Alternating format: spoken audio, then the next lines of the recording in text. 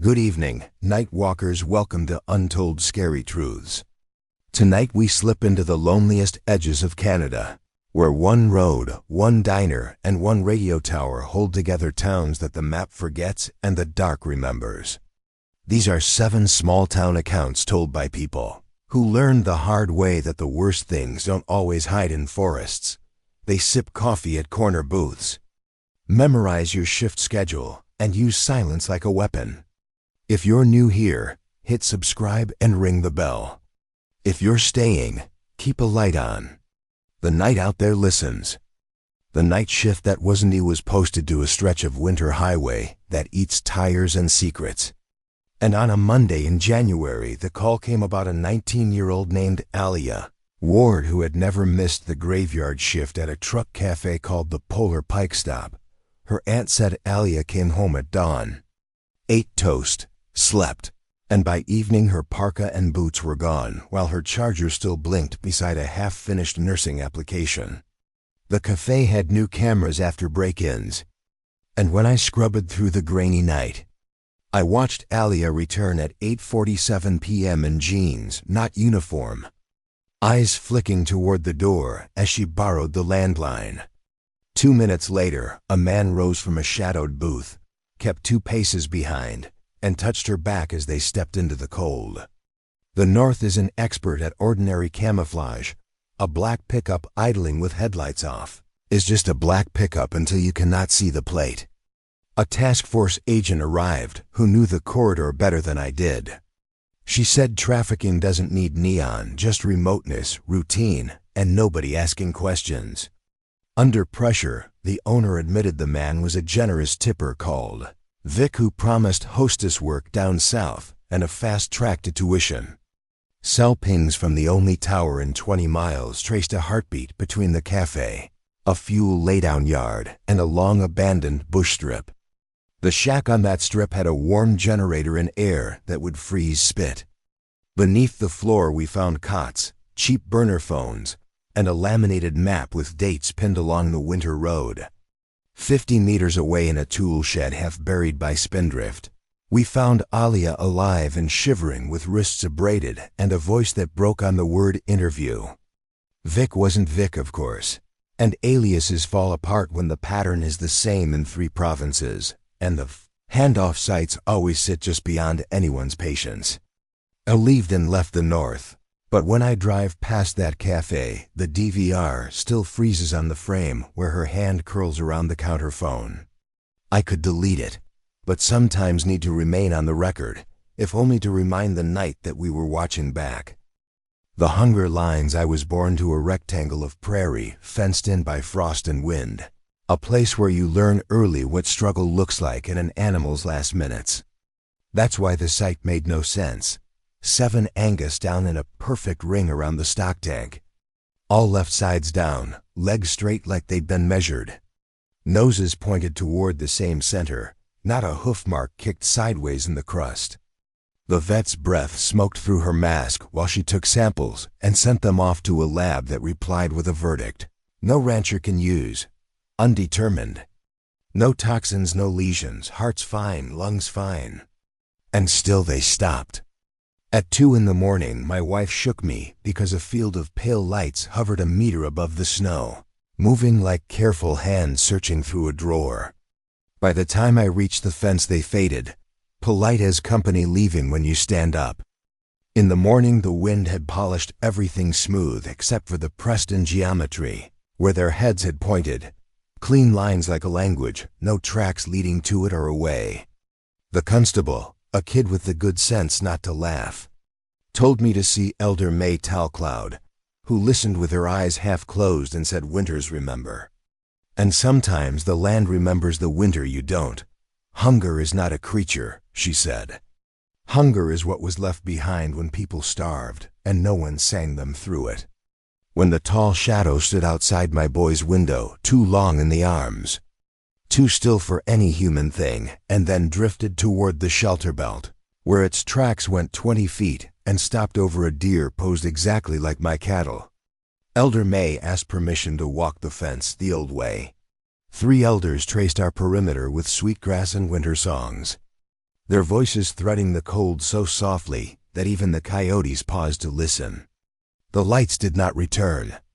Calves came early and lived. My son sleeps again, though in a certain slant of afternoon his eyes hold a steel blue I don't remember from before. On the stillest nights I step outside and thank the people who remember what the land remembers. The wind answers like a choir that doesn't need words. The lighthouse echoes. I left city studios for a cliff cottage where the foghorn had long gone mute and the ocean kept perfect time, intending to record hours of waves and weather for an ambient record about silence. At 3:17 on the 13th night, silence spoke back. 3 male voices wrote in on the hiss of the creek mic, formal and neutral. Vowels that belonged to no language I could name after 2 decades of mixing voices from everywhere. They returned every second or third night between 2 and 4, a meeting without room tone, as if voices had learned to walk without bodies.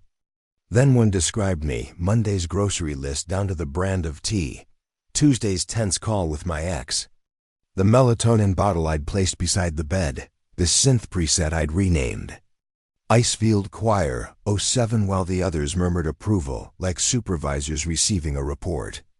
On a fog-heavy dawn, they predicted a fender bender by the wharf at exactly 16:12, with fish tubs scattered and a sprained wrist and no police report.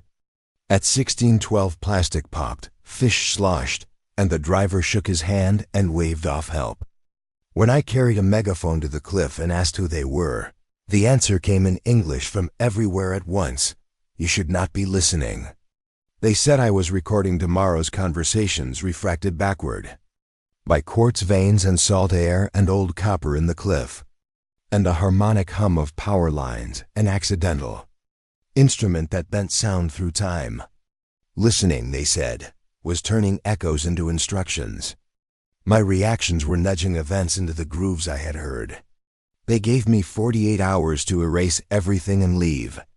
I did what pride does and stayed up all night cataloging the ways I had bent the day, the call to check on a librarian before her walk that made her hurry and trip an hour early, the slow circuits past a house that was supposed to smoke that shifted a neighbor's attention, and then slept at dawn because human bodies do.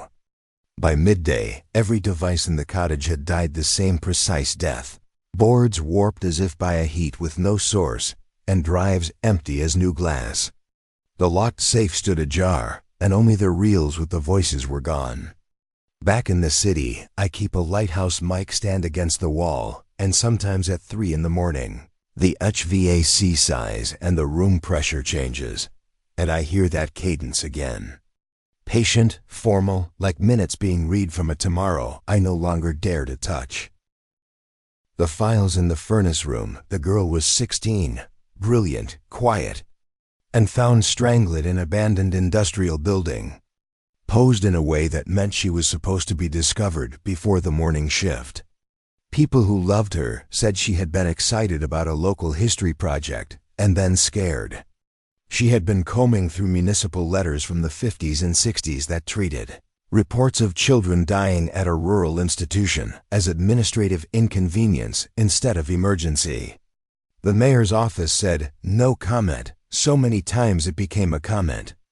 The librarian whispered that the most sensitive papers had come from a bequest no one liked to mention.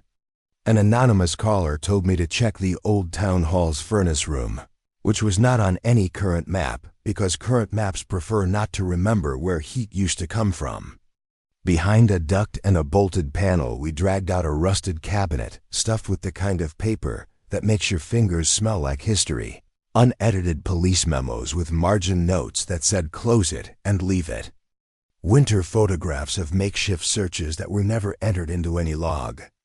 A dying declaration from a retired chief who confessed that he had been leaned on to label certain deaths, exposure and accident, and to keep the community quiet. The girl had drawn a line between those old evasions and the modern softness of money moving through heritage funds and cultural grants toward contractors with familiar last names. She had threatened the story that kept the town comfortable. When confronted with the papers, A man whose signature still hangs framed in public places stopped speaking in complete sentences. He confessed not because conscience woke, but because the archive had. The province stepped in. Auditors opened doors, families got answers. Long grass was cut to reveal markers, and the girl's name went on a scholarship for students who study how paper can strangle and how it can finally breathe. I kept one document on my desk until the trial ended, a letter from decades ago where a town doctor asked for an inquiry and the reply said, in polished language, that the timing was not right. It is never the right time for truth until someone risked everything and made it so.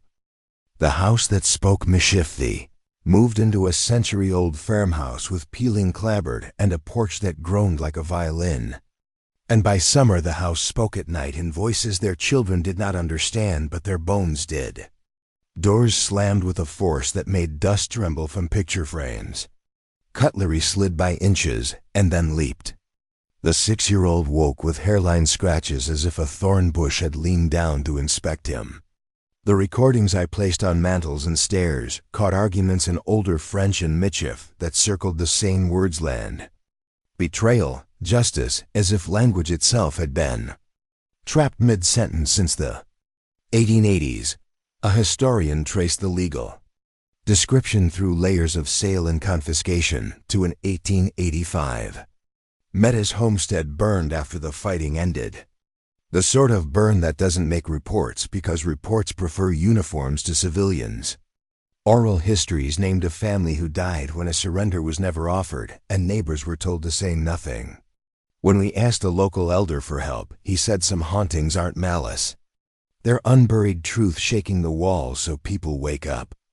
Over 3 weeks, the community verified names the state had neglected, found descendants, placed a marker where the kitchen now stands over a cellar that once held winter turnips and then held nothing, and prayed in both tongues so the land could understand and the dead could hear. The house exhaled like a tired person finally lying down. No more midnight arguments, no more flying chairs.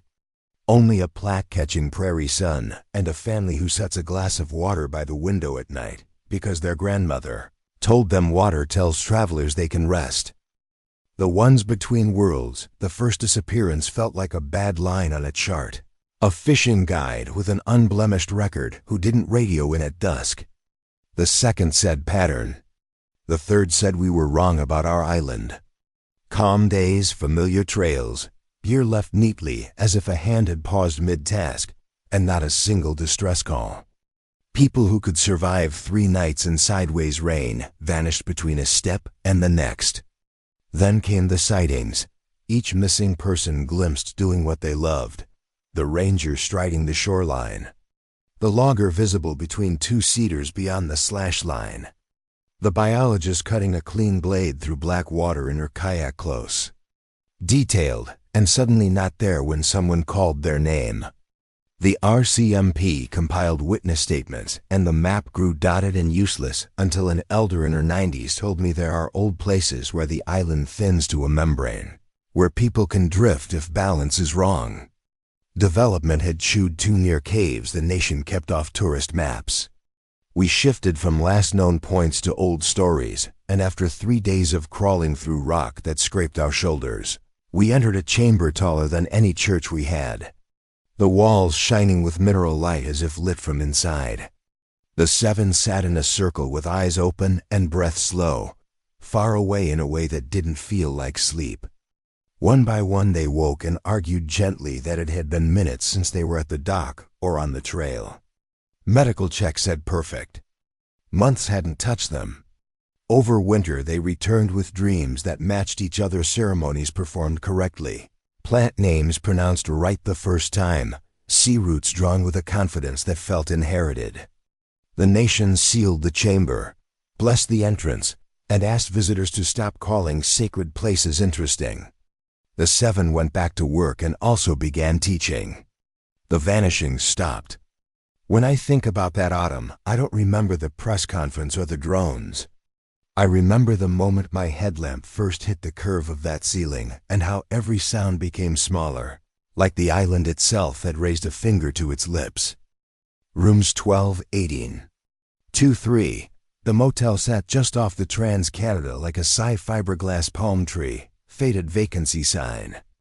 Doors that stuck in winter, and for 5 months, the housekeepers found people who looked asleep in rooms 12, 18, 23, and then everywhere, clean as a whistle and just as empty. The first was a laborer between sites, the second a woman who cleaned municipal offices after midnight, the third an electrician who had noticed that foundations were being poured deeper than community centers required and deliveries didn't match permits. A bookkeeper whispered about invoices that repeated like a stutter across different company names. An auditor followed federal money meant for indigenous projects and watched it bend toward commercial addresses miles from any nation's land. I kept filing requests to classify the deaths as homicides and kept being told to quit chasing patterns. Then a liaison preparing a report that connected 5 years of theft died quietly in a room that smelled faintly of citrus. And a journalist I had trusted more than my own supervisors checked into room 23 and never checked out. I sent copies of everything to Ottawa and to people who would not be invited to ribbon cuttings, and within days I was suspended for misconduct that looked tidy on paper. When the clean team finally arrived, they arrested the mayor, the city manager, a police chief, and developers with pockets full of each other's business cards. More than $40 million was clawed back in a compensation fund built a few of the things that had only ever existed on glossy plans. No one was charged with murder. It is hard to indict a method that leaves bodies looking like sleep in autopsies, clean except for the kiss of an undetectable compound that disappears like fog under sun. I lost my pension and kept my name, and when I drive past the gravel rectangle where the motel used to be, I say the 7 names out loud because I do not want the road to forget them just because the buildings did. You've walked a winter road where routine becomes camouflage, stood in a pasture that remembered famine, and listened to a cliff read tomorrow out loud. If any of these stories settled under your skin, don't let them sit there alone. Tell me which one followed you to bed. This is Untold Scary Truths. Subscribe for nightly deep dives. Ring the bell so the next shadow doesn't slip past you. And share this with someone who says small towns are quiet. They are, they're just not empty.